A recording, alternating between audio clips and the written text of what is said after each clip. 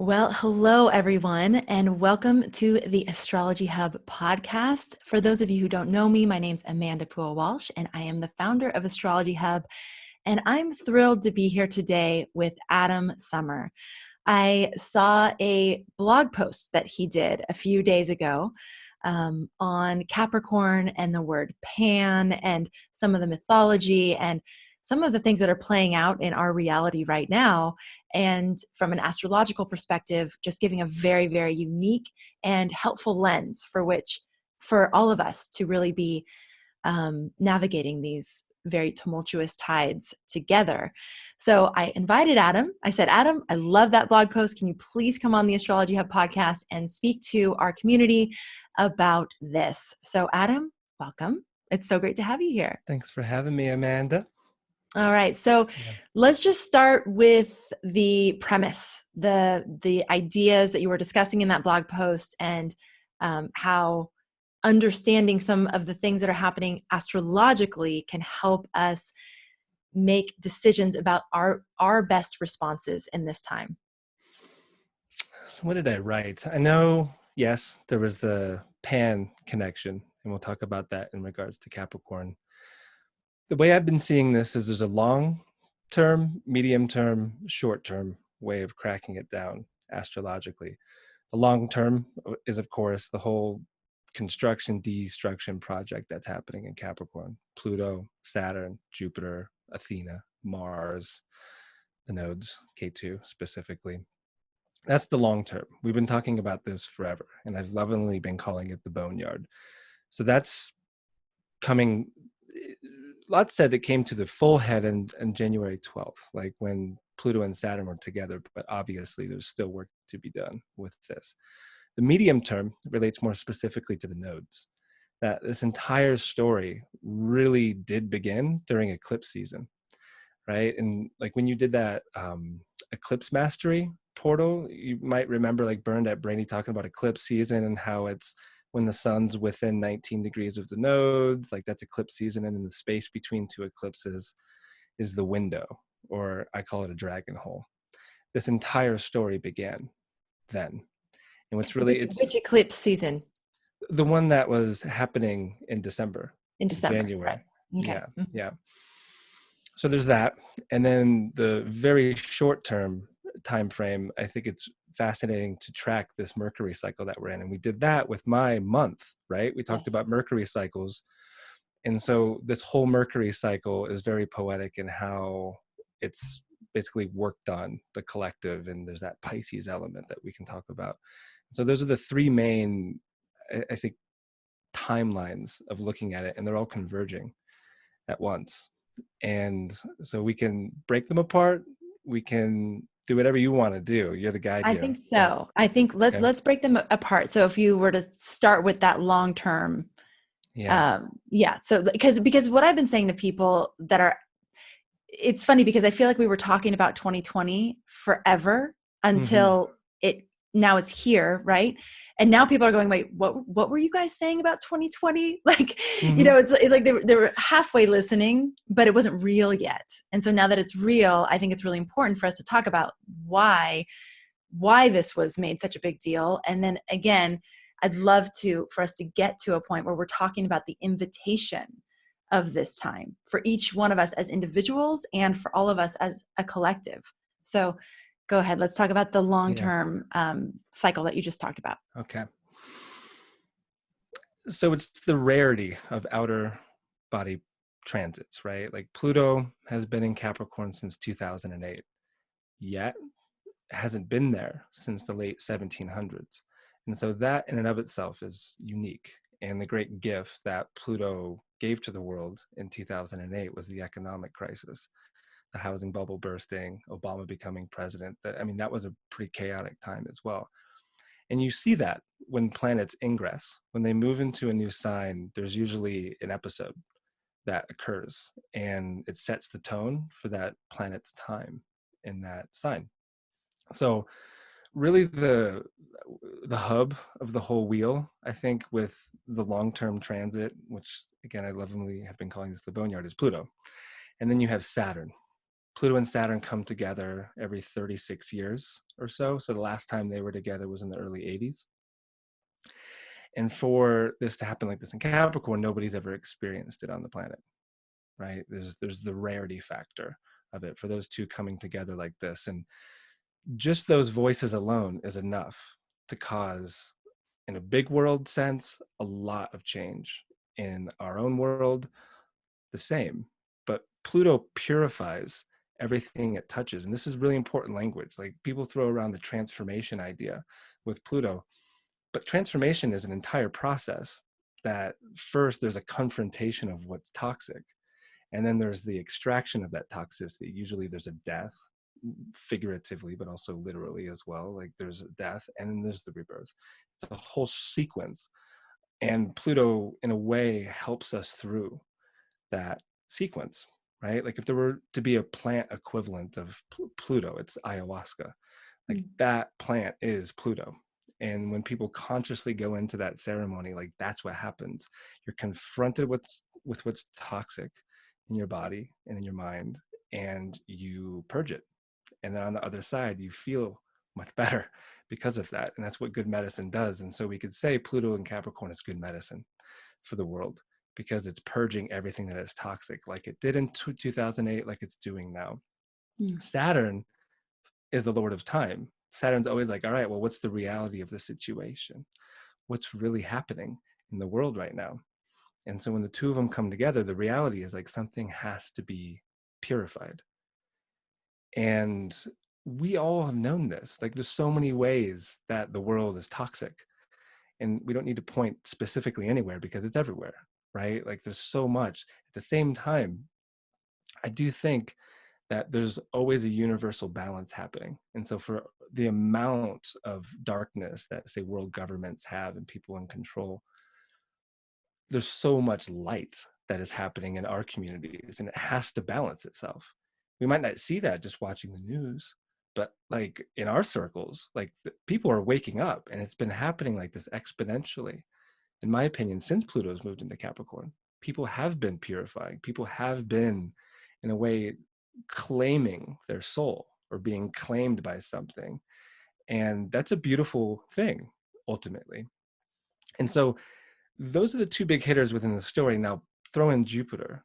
Jupiter's now a huge part of the equation, and he's been in Capricorn since early December. And I think the first confirmed case in China was right around the ingress with Jupiter into Capricorn. So there's that angle as well. And wherever Jupiter goes, there's the idea of, because its nature is warm and moist, it makes things grow. That's why it's a benefic, right? That's why it expands. That's why it inflates. It makes things grow. And so this issue that I just laid out with Pluto and Saturn, like, it's growing exponentially because of Jupiter's presence, right? And then finally you throw in this Mars piece, right? And Mars is the one who brings the fire, right? It's like lighting it all on fire, and in a way making it to the way we're experiencing it right now. And he hasn't touched Jupiter yet. He hasn't touched Saturn or Pluto. Like, he's headed there now. And without spreading fear around it, like, it's very important to look objectively at that and know that until Mars is through the boneyard, this is not even close to over. And so we have to know our center. We need to know, like, what our role is. There's really two choices in life, isn't there? There's the choice of fear, there's a choice of love. And so we're all beacons. Like, you broadcast your voice out there into the world, I do the same. And like, these little antennas we are. And so, like, how we are putting out information is getting into thousands of people. It's very important that we are in our center, and we're choosing, of course, the path of light and love with this, and seeing the opportunity. It's a massive opportunity to purify, release, and then segue into the nodes. Remember something. I think that with the nodes, especially K2 and Capricorn, there's this great remembering that is occurring there. And you can speak to the ancestors in this way. You can talk about, even listening to stories of our grandparents and what they went through in different stages, because this isn't the first time we've dealt with like collective fear before. I mean, there's been some serious world issues in the past 100 years. And so there's a lot that we can learn from those that came before us. And that's the first, Mm. the big time frame. Questions It's about it? It's so good. And it's such an amazing reminder. One of the things I asked Adam before we were recording is, how would we talk about this without the context of the storyline that we're in right now? We would always talk about astrological events as, okay, here's the energy, here's what it could bring, and here is the invitation. Like, here is what we're being asked to do with that energy. Here is what how we're being asked to respond instead of react. And, one of the things when you're talking about Saturn, so the keeper of the Lord of time, right? The other thing that I've learned so much in working with Saturn, I have so much Saturn in my chart. It's like so much Saturn, is that, Saturn can be associated with fear as well, right? But Yeah. the message that I have gotten directly from Saturn has been so much about, like, I am not here to make you afraid. I am not here to give you something to fear. I am here to teach you about fear itself. I am here to teach you about how fear operates so that you can liberate yourself from the grips of it, not stay in it, not perpetuate it, not proliferate it, liberate from it. But how do you do that? You have to first understand how it works in you, what triggers it in you, what sets it off, and so as you're speaking about this this opportunity to share light, spread light, it's in paying attention to the words that we use and the energy that we run and the thoughts that we have and the sensory inputs we allow, all those things, because anyone can recognize in 1 second, like, oh, I exposed myself to that and now I'm panicked, or I allowed myself to have that conversation with that person and now I'm in fear. So being so diligent and aware about our responsibility, Saturn, a responsibility to manage that within ourselves and play a role in which we are perpetuating that which we want to see more of, which would be light, Yeah. which would be love. I think, I know who I'm talking to. Our audience would say, yes, that is what I would like to proliferate. Then we must be aware of how it's operating within us, and then do what we can. That all those disciplines, I'm saying all these Saturn words on purpose. All Mm-hmm. these disciplines, all these practices, all these opportunities for mastery. Mastery doesn't come in like a time where we're all comfortable and like everything's easy. Like, mastery comes through navigating these types of times. So that, to me, like, when you're talking about all the different kinds of energies, and I love that you bring in the purification of Pluto, because you're right, it's a lot about transformation, but how do we even get to the point of transformation? There's this process of purification first. And so people might be thinking, oh, well, washing hands and all that is purification. Yes. And there's a deeper storyline that's happening in terms of what needs to be purified. And I think it's a really interesting contemplation for each individual. Like, what needs to be purified in my life? What is being asked to be purified? And then when you bring up the nodes, so that part is like all this karmic stuff. When you talk about the collective fear that, the collective, the traumas that we've been through as humanity, and when you think about our ability to so quickly go into fear, there's a lot of accumulated trauma, like in our cells, in our DNA. And so paying attention to where that might be triggered in you, and perhaps choosing a different response than what is the knee jerk.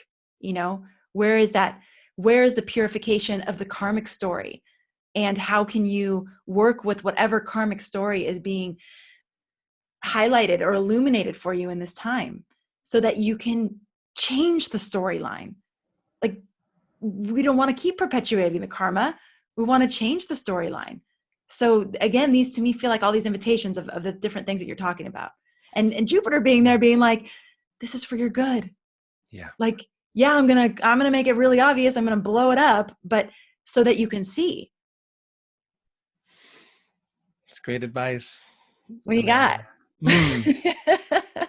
Well, to add to it, I mean, like my radar goes off when you start talking about changing the story. Like that's Mhm. exactly how I talk about the nodes, Mhm. right? Where K2 is the old story and we very much inherit it. I think there could be a genetic component to it. There's definitely the ancestral component. There is an inheritance with K2. And so wherever K2 moves, which it moves opposite the rest of the planets in the chart, right? It's about to move into Sag. So Sag Gemini comes summertime, but still in Capricorn. And it's been, again, purifying or release and remember is kind of like this, the two words that are really helpful. And so it's releasing an old story, wherever this is happening in your chart, right? And because it's in Capricorn, the rest of them are there too. And so this is a really easy way to see where the invitation is for you, right? Like, where is this happening in your chart? Do you have planets in Capricorn? Do you have planets in cardinal signs? Because everything is getting hit by this. And that is the invitation of how it's changing the story. And then you flip to the polarity, like where Rahu's at, or the North Node in Cancer. And it shows us something that's, I think, like even a greater invitation to it, that like in managing, or you say, I like the word mastery too with Saturn. It has that ST in it, but it's Yeah. very much like how we master ourselves and how we work with, just keep it simple, like fear versus love. Like it's that choice that we have. And it takes a lot of practice mentally to navigate that, because it's going to come up every time we watch the news, every conversation we get into in the coming weeks, starting weeks ago, is going to be around this. And how can we then be the one that transmutes the energy, right? Like that's the key. Like, how do we transmute it? And it's really an interesting key of seeing where it is in the chart. Like, where is it happening for you? And like, that is the big story, right? Is like, find it in your chart, what planets are involved, because those are the ones that are being called to action to really show up right now. Big. You have And tons of Capricorn. How are you showing up? I don't know. How do you see me? Yeah, you look good. You're in Hawaii. Yeah. Well, again, I'm just being hyper vigilant of the energy that I'm energizing, because that is, to me, that is one of the biggest choices we have right now. And like Chris, our producer of this podcast, is going to be in ceremony tomorrow night. And I'm going to be doing a lot more of this, like having these conversations where we can be coming together around the opportunity.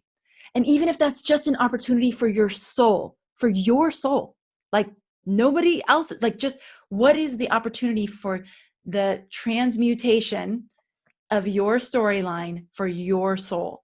And and what are you going to do with this? Like when all is said and done, how do you want to look back and see the role that you played? Like where do you want to stand in it? When you talk about learning from like the past, I've watched, we've all watched the movies of like really tough times, like Life is Beautiful, Nazi Germany, right? Did you see that one? So here's this man in an internment camp, like making a magical world for his child and staying in that positive, beautiful energy just to create this magical experience for this young, wow, it makes me cry right now. I'm sorry. For this young soul, and imagine what that did for that man's soul to play that role for that child and for anyone that came into contact with him. So there's stories like that. Then there's stories of the people that put their own lives in danger to help other people through times like that.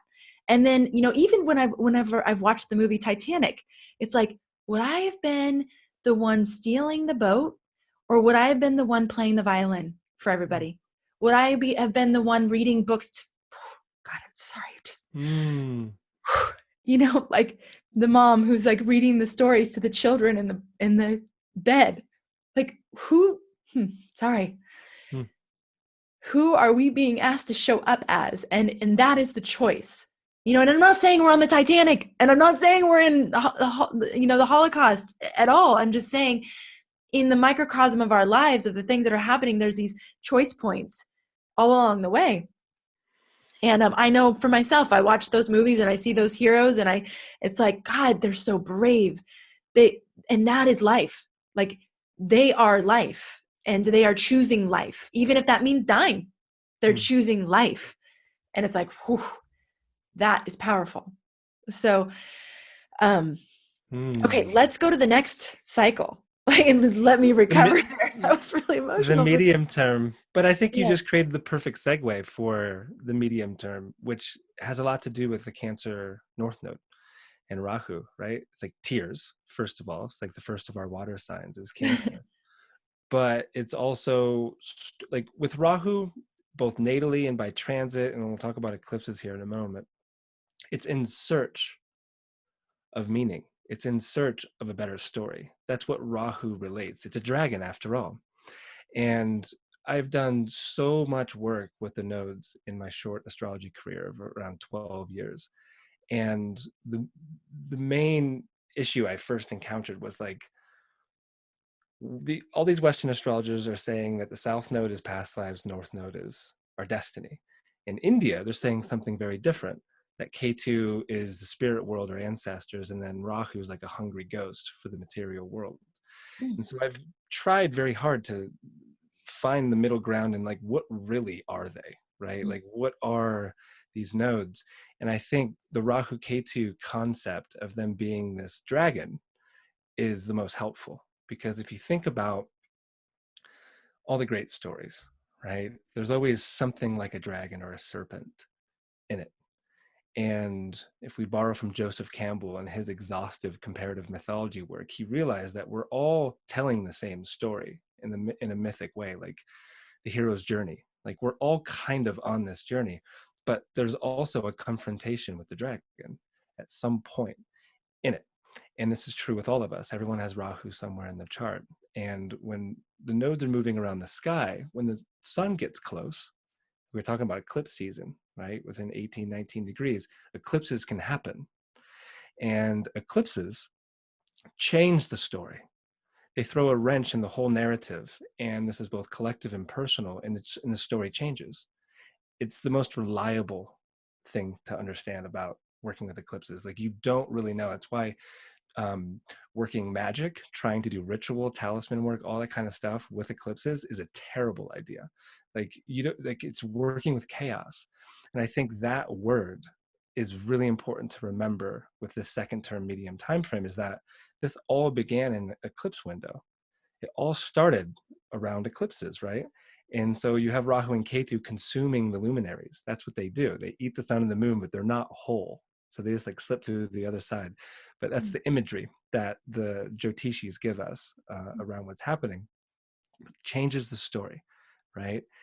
And dragons are a symbol of ultimate power and chaos. One of the oldest stories that we have is of Marduk defeating Tiamat, this dragon, this water dragon of chaos, and chopping up the dragon and creating the earth and the heavens. It's one of the oldest stories we have, and it's keeping chaos at bay. It's kind of like the human experiment. Like, can we create order just long enough and hold it before chaos comes back in? When eclipses happen, chaos enters. It's like that is how it seems to work, right? And it's not bad. It's ultimately, it's like, this is the great narrative that's happening. The nodes as well relate to viruses. Like, it's one of their rulerships in Vedic astrology, especially Rahu. And so with all of this emerging there, and some would say, I mean, you probably encountered this during the eclipse mastery thing you did. It's like, how long do eclipses last? Is it a couple weeks? Is it a month? Is it until the next eclipse season? Is it years? Like, Benjamin Dykes had that method of like breaking it down. What seems very reliable for me is until the next eclipse season. Like, there's themes that happen from one eclipse season to the other that really do work. You can stretch it out to Saros cycles and all that, but to keep it simple for you, just tracking the narrative that works. So Rahu in Cancer, like the tears, the what is the greater story? what you were talking about of movies, or Viktor Frankl's Man's Search for Meaning. Like, he was in a concentration camp too, and he has an incredible tale of how he survived that and how he moved through it. That strategy, to me, is how you work with Rahu.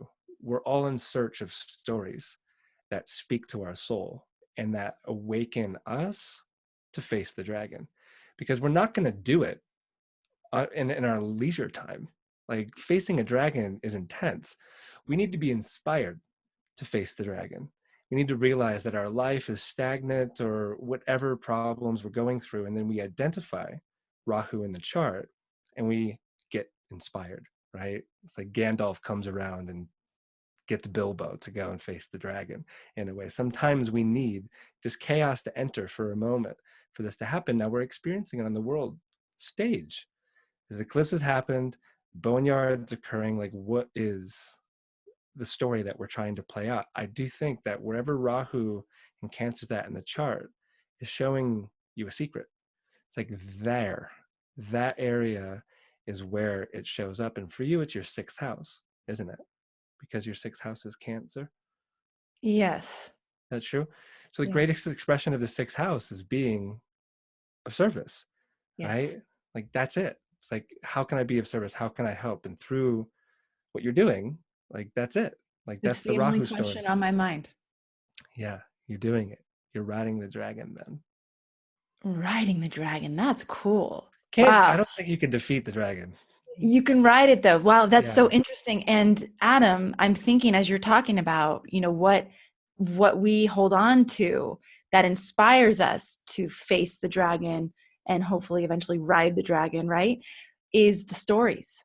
And mm, what just happened when I started crying was I was recalling stories that I'd yeah, heard of lives that inspire me. So in this time, why don't we all seek out those stories? Why don't we all yeah. watch Life is Beautiful? Why don't we all read these great stories of the Lord of the Rings and all those Yeah, mythic archetypal stories of of light? It's hard for me to say defeating. It's like light washing out dark. It's yeah, it's light triumphing, you know, and that victory, of again, it's the victory of soul. And we don't know what that looks like.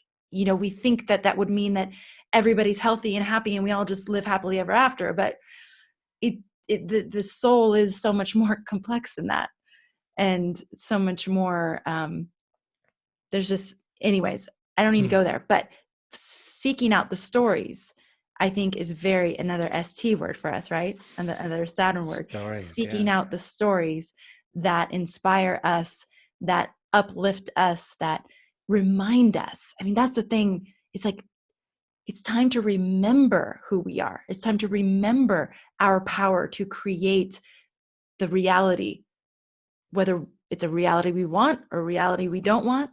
That projection that's happening from our internal state out into what appears to be reality, that's where the attention can be. And to fill that, what can feel like a chaotic void right now, with things that bring you in the direction of where you would like to go, that is a very conscious use of this time.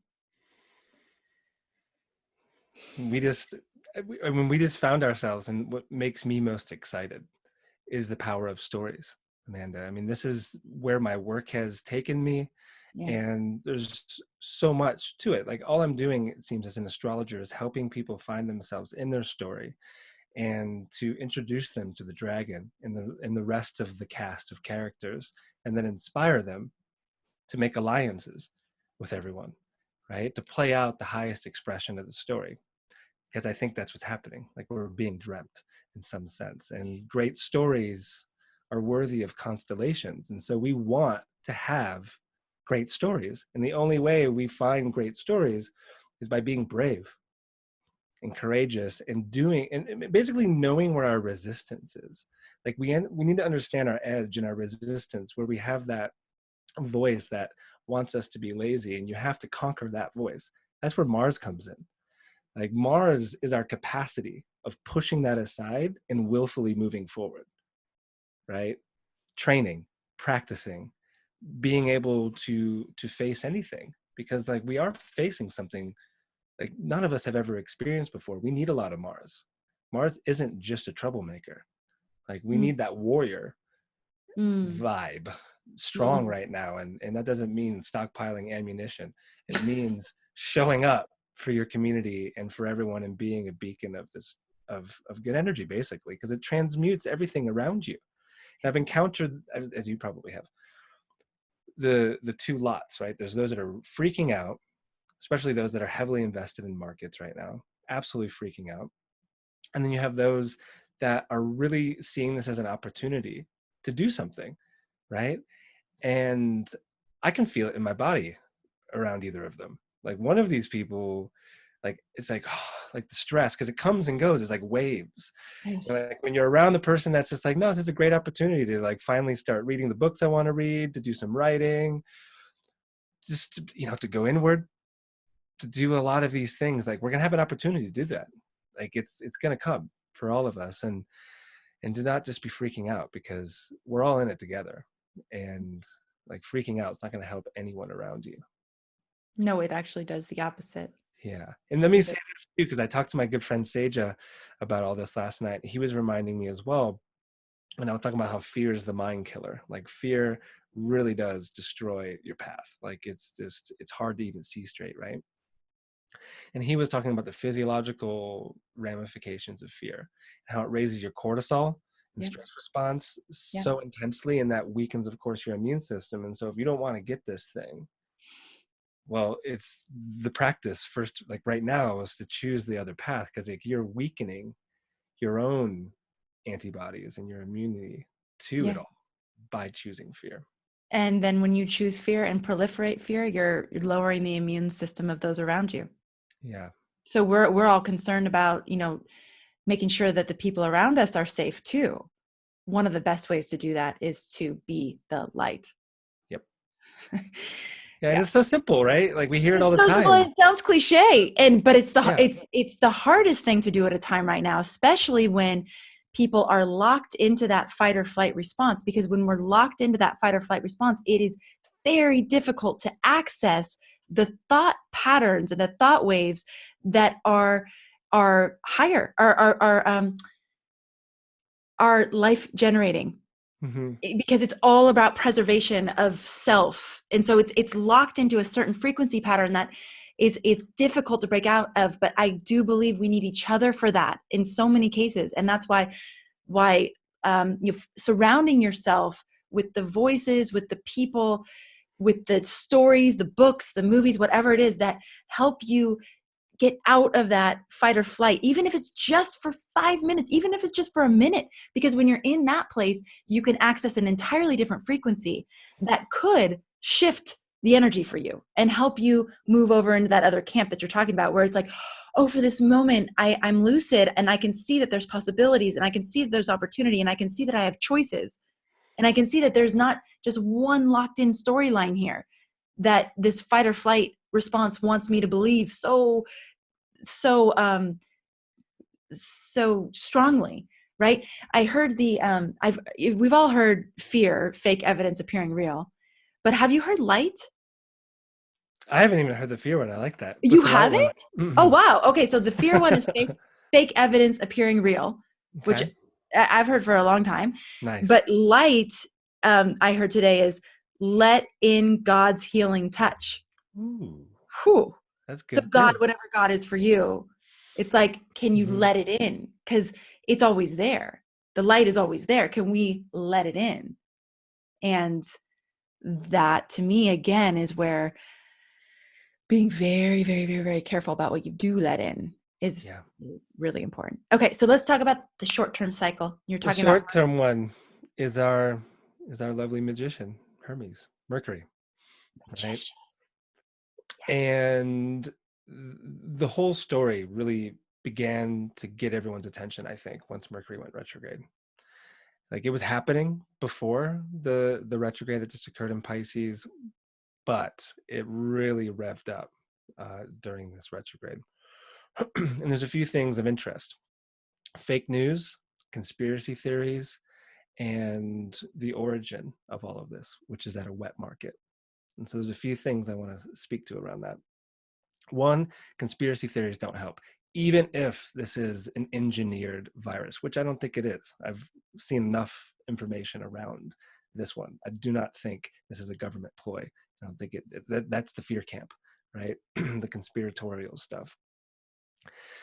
Fake news, who to believe? I mean, this has been the biggest issue, and like, God bless Joe Rogan for finally having an expert on to just disperse everything that everyone is talking about this thing. Like, it's going to go away when it gets warmer, or it only affects old people, or all of these different things. He had this guy Michael Osterholm on. He's a CDC guy. I recommend everyone watch it. It just like really just pierces through everything and then gives you the facts of like really what this is, what we're dealing with. It's helpful. It's like an hour and a half conversation to listen to. And then the wet market piece, which is really interesting when you contemplate Pisces, right? So I've never been to China. I've never been to one of these wet markets, but I've seen photos and I've heard stories about how intense it is. Like the amounts of animals that are at these places just stacked on each other. Like you'll see animals in these wet markets that didn't even know existed, right? Just craziness. Very unsustainable practices, right? If you're vegan out there, right, you know about these things, and it's a terrifying sight. So this is supposedly where it began. Pisces relates to the untamed wild. It relates, like if you think about the great metaphors we use for it, like the ocean or the universe, like you cannot contain either of them. They're great, vast mysteries. And the same is true of the intelligence of nature. And I really do feel that this is nature doing her handiwork. And we can't pretend to understand why or what or how long the whole thing is. But like trusting in nature's intelligence, I find very liberating in times like this. It's like Gaia has an immune system too. And we have been living very unsustainably for a very long time.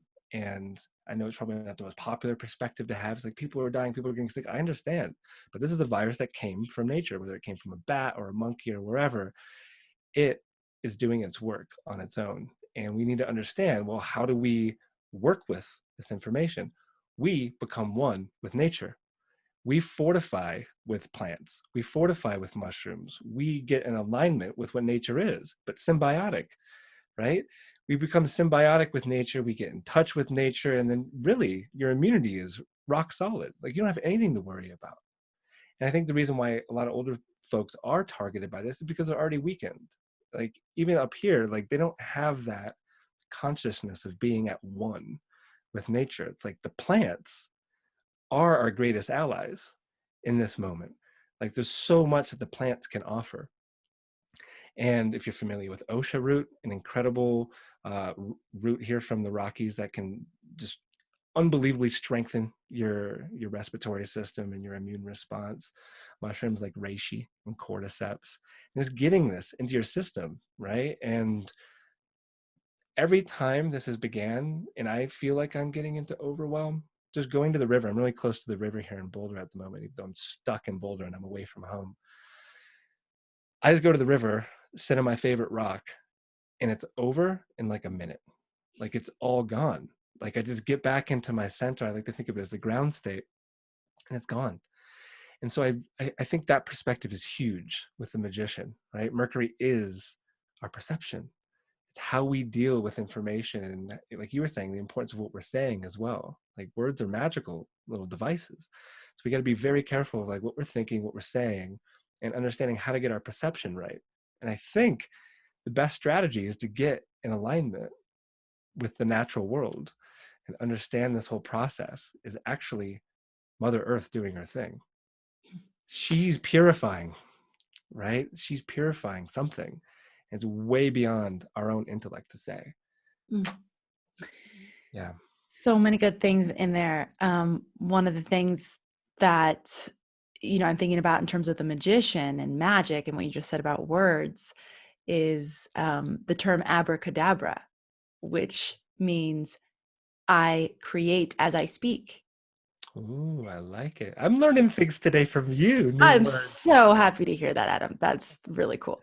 Yeah. But yeah, abracadabra, I create as I speak. And so that's acknowledging the power, the magic of those words that we are choosing to utter Mm. into the universe.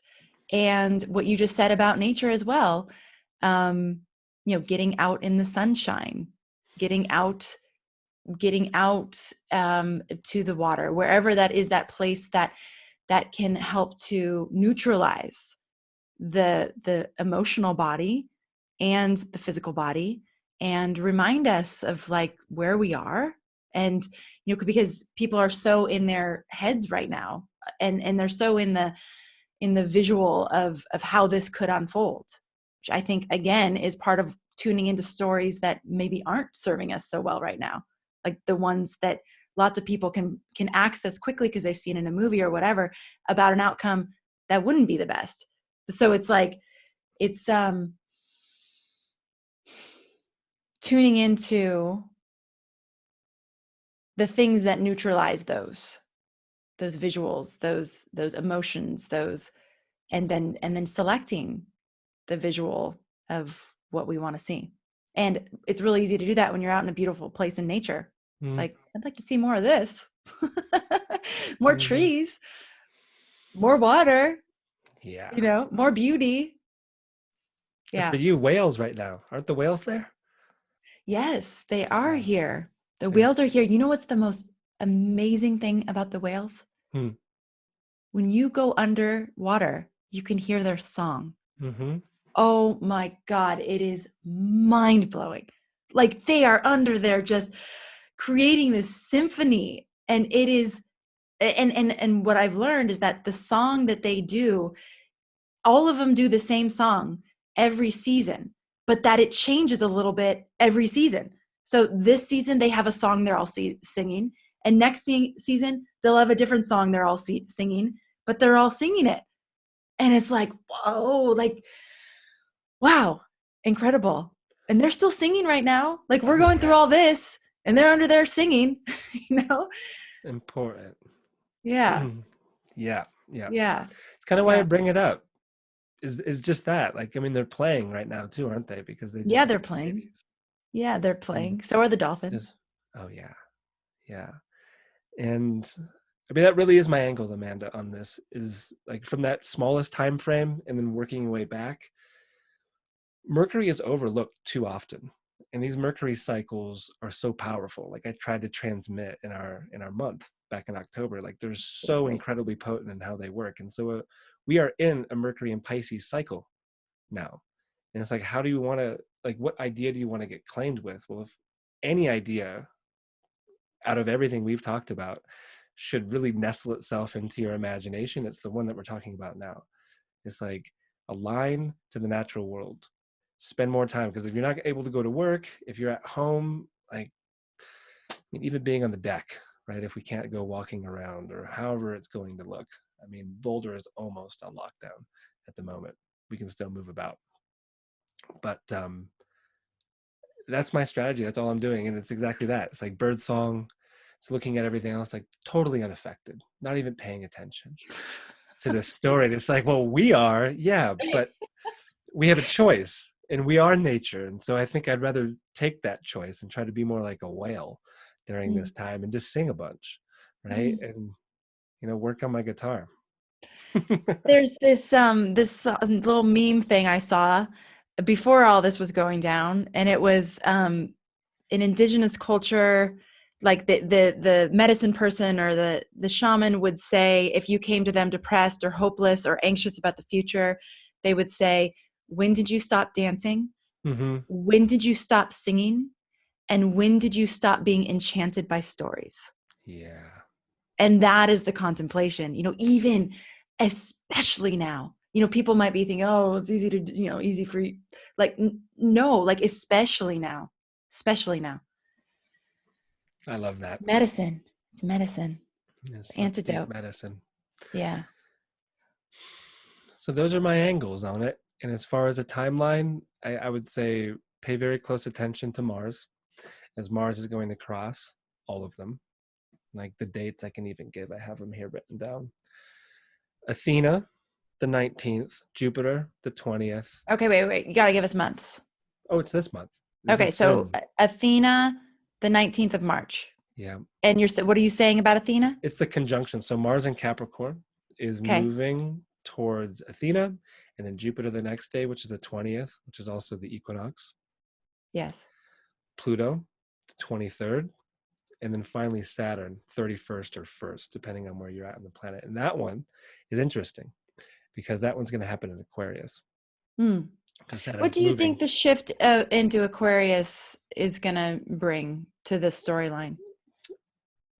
It is hopeful. I mean, every sign that follows the one before it is a response Hmm. to what came before it, right? So Hmm. Aquarius it's an attempt to innovate and improve, we'll just say, the system.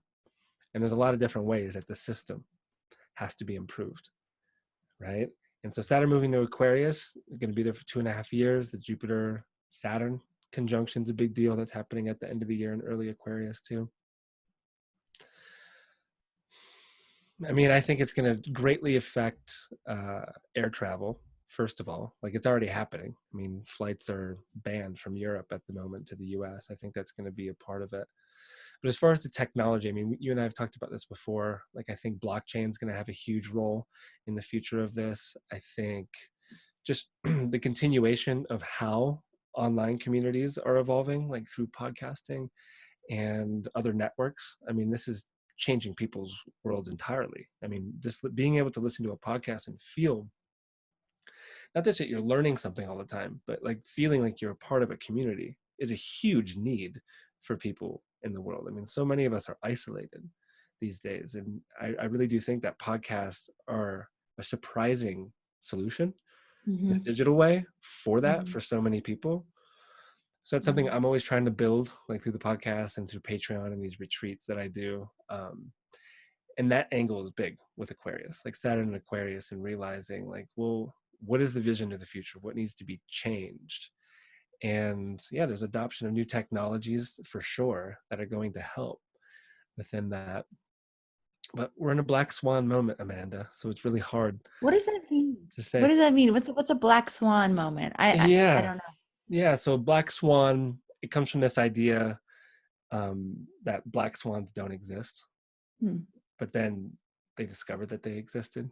I think it was in Australia. So this is like bird folks in England saying that there's no such thing as a black swan, and then finally one was discovered. I think in Australia, but the term is used in regards to an event that could not be predicted that happens and changes everything.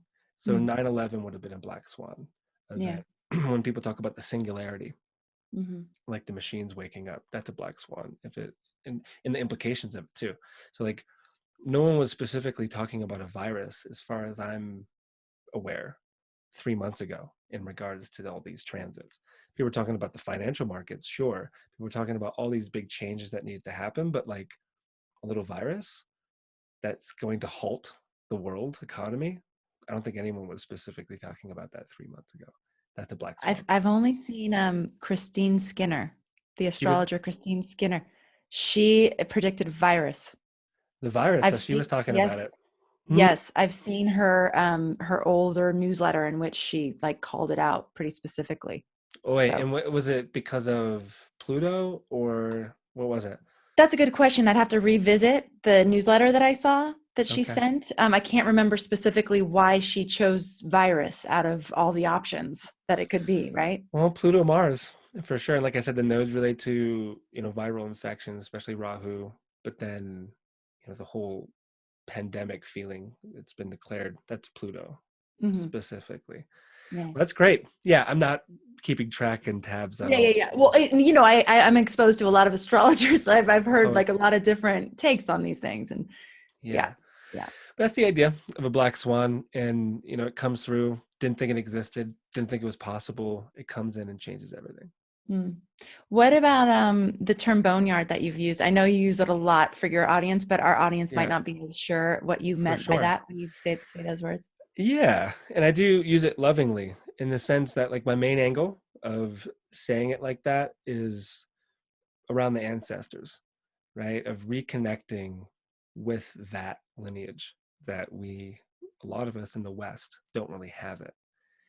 And so we kind of broke down the lineup, right? Pluto, Saturn, Jupiter, the nodes, etc., and why that might be. But it's also the metaphorical piece of like so much is dying, right? Like so much we're letting go of, like the structure of our own personal lives and in this big world, like it's like what is toxic has to go, and it goes to the boneyard, right? It becomes food and hopefully like strong prayer for like our future selves.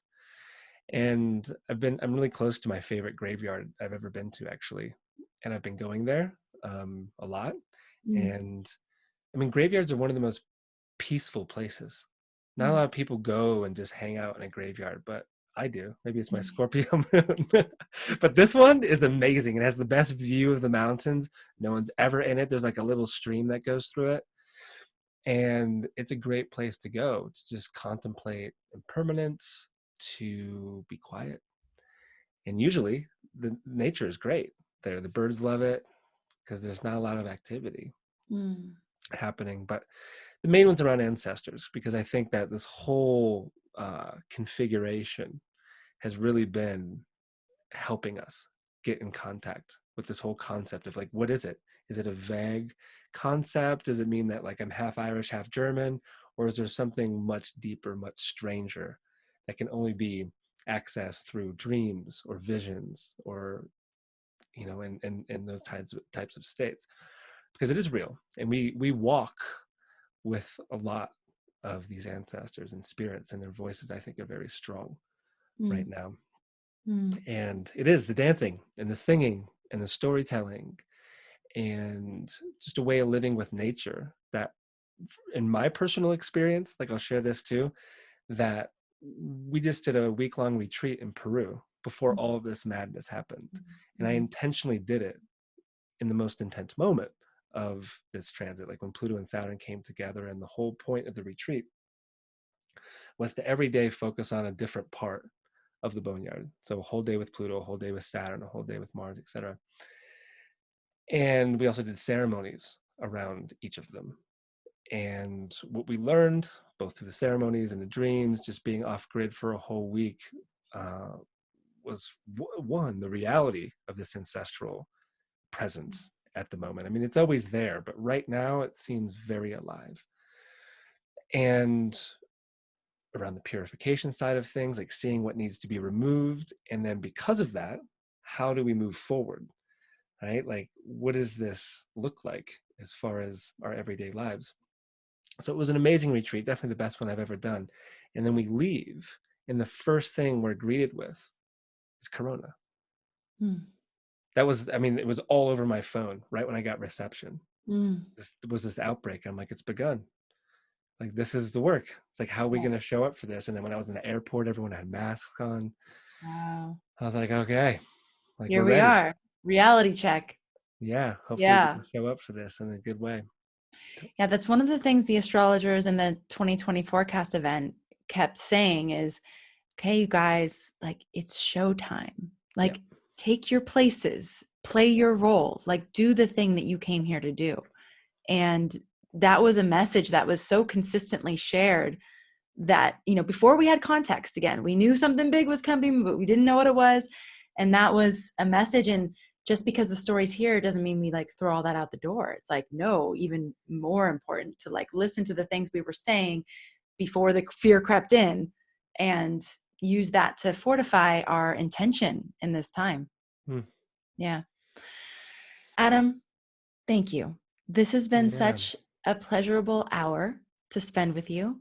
And Likewise. I really hope all of you out there listening that you are able to walk away um, with some renewed hope and some clarity, even around, or even just the holding the intention for clarity, or the intention for right action, or the intention for right thoughts and right words. All of that, like you said, we have a lot more support now than ever. And so when we give that sacred yes, our side of the bargain of like, yes, I'm here to hold a certain kind of space and I'm willing to do that.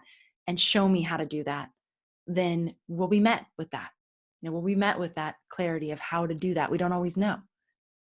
But in my experience, just giving that yes is enough.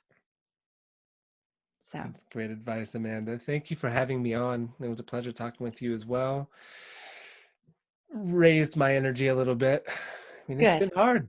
Like, we're all gonna be like wavering, like Yes. gonna be like this. And so it's just important to, yeah, reach out to your friends and those that you know will raise up your vibes a little bit, Exactly. and share your fears. It's important. Yeah. Abracadabra. I'm so happy I learned that. Yes, yes. Get your wand of light out, abracadabra all over the place. Yeah. All right, everybody. Sending you so much love, and thank you for tuning in to this special edition. We will be in touch. There will be lots more. So stay tuned. If you haven't subscribed to the podcast yet, go ahead and do that. That way you'll know whenever new episodes are live. All right, everybody. Oh, there's other places. You can follow us on Instagram. You can join our free Facebook group if you want to be in conversation over there. It's Astrology Hub's global forecast community. And then the podcast is always a platform that we're utilizing. Like you said, Adam, it's like a surprising blessing. But I found that out a year ago. I was like, oh my God, the podcast this is an amazing place to be able to share. Oh And yeah. it's so intimate, just that Love it. the voice transmission, yeah. Oh, YouTube too. We've just started doing the videos on YouTube as well. So if you like to see people, then we're over there too. So check it out. Sending you love, and take care, everybody. Thanks for tuning in.